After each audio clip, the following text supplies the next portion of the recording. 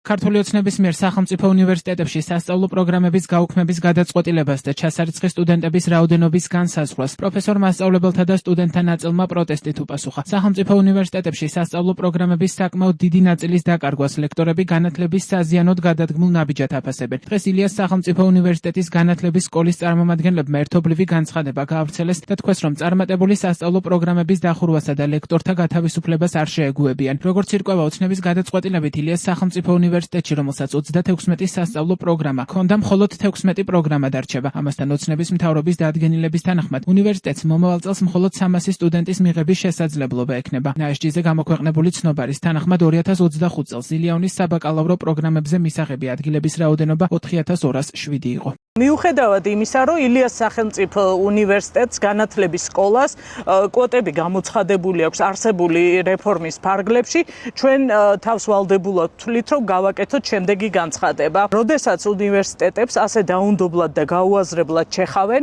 აჩერებენ წარმატებულ პროგრამებს, გვაიძულებენ შევეგუოთ ჩვენი კოლეგების უმრავლესობის მიერ უნივერსიტეტის დატოვებას და საფრთხის ქვეშ აყენებენ საუნივერსიტეტო იდეას და ხარისხიანი განათლების მიღების შესაძლებლობას, უმოქმედოდ ვერ ვიქნებით.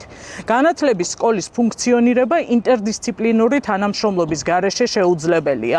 უნივერსიტეტში ჰუმანიტარული, სოციალური, ზუსტი და საბუნებისმეტყველო მეცნიერებების არსებობა აუცილებელია განათლების სფეროს სპეციალისტების მომზადებისათვის. განათლების სკოლის პასუხისმგებლობა არ არის მხოლოდ უნივერსიტეტის წინაშე. ჩვენ როგორც განათლების სფეროს სპეციალისტები ვთვლით, რომ ამ მოცემულობით გამოუსწორებელი ზიანი ადგება უმაღლეს განათლებას და უკლებლივ ყველა უნივერსიტეტს, რასაც ვერ შევეგუებით.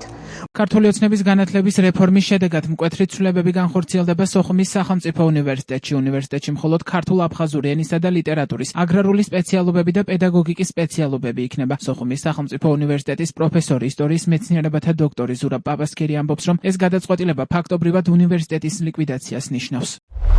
დღევანდელი გადაწყვეტილებით სოხუმის სახელმწიფო უნივერსიტეტის ამჟამად მოქმედ უკლებლივ ყველა საბაკალავრო პროგრამაზე მიღების შეწყვეტით გამონაკლისია სახელდახელოდ შეკოწიტებული ეგრეთ წოდებული ქართულ-აფხაზური ფილოლოგიის ახალი კომბინირებული საბაკალავრო პროგრამა. ფაქტობრივად დაიწყო დევნილი უნივერსიტეტის ლიკვიდაციის პროცესი. ამგვარი დაჩეხვის საკომპენსაციოდ სოხუმის უნივერსიტეტისათვის სრულიად უცხო აგროპროფილის სპეციალობის გადმოტანა საქართველოს ტექნიკური უნივერსიტეტიდან ამ პროცესს ვერ შეაჩერებს. რატომ აცხადებენ სოხუმის სახელმწიფო უნივერსიტეტს თბილისის ერთ-ერთ რიგით უმაღლეს სასწავლებლად, რომლის გამოც მას არ უნდა ქონდეს იმ დარგებში სპეციალისტების მომზადების უფლება, რომლებიც დედა უნივერსიტეტის პრიორიტეტებია. ეს ხომ სულ ცოტა სოხუმის სახელმწიფო უნივერსიტეტის დღევანდელი გეოგრაფიული მდებარეობით სპეკულირება. განა ასე ძნელი გასაგებია, რომ სოხუმის უნივერსიტეტი მხოლოდ იმიტომაა განთავსებული თბილისში, რომ ის მშობლიური კუთხიდან გამოაძევეს და დევნილია. მაშინ იქნება არა სოხუმის სახელმწიფო უნივერსიტეტის, არამედ აფხაზეთის ავტონომიური რესპუბლიკის ლეგიტიმური სახელისუფლებო სტრუქტურების ლიკვიდაციით დაიწყონ. ან სულაც კონსტიტუციიდან ამოიღონ აფხაზეთის ავტონომიური რესპუბლიკის სახელმწიფოებრივი სტატუსი და შემდეგ შეუდგნენ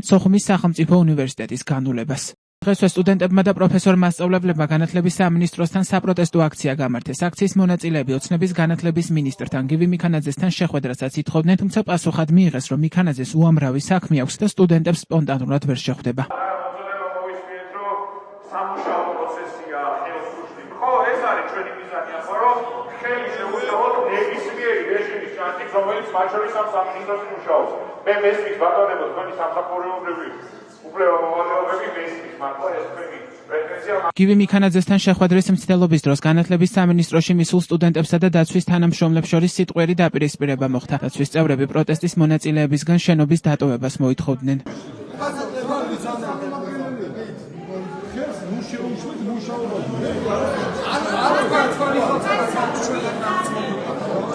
ენაცვალე თქვენი აზრის გამოხატვის თავისი გასაგებია ჩვენი მიზეზი აქ მოსვლის თქვენ ეკონომიკაში ძალიან კომიტეტი რაც არის ჩვენი აქ მიზანი კომიტეტი რაც არის ჩვენი აქ მიზანი კომიტეტი რაც არის უკაცრავ ჩვენი აქ მიზანი კომიტეტი რაც არის რატო თუ გვესაუბრებოდი გაქავდი რატო ენაცვალე მე ჩემი საფრთხელი გასაგებია ჩვენი აქ მოსვლის მიზეზი კომიტეტი რაც არის ეს არის აი ზუსტად ეს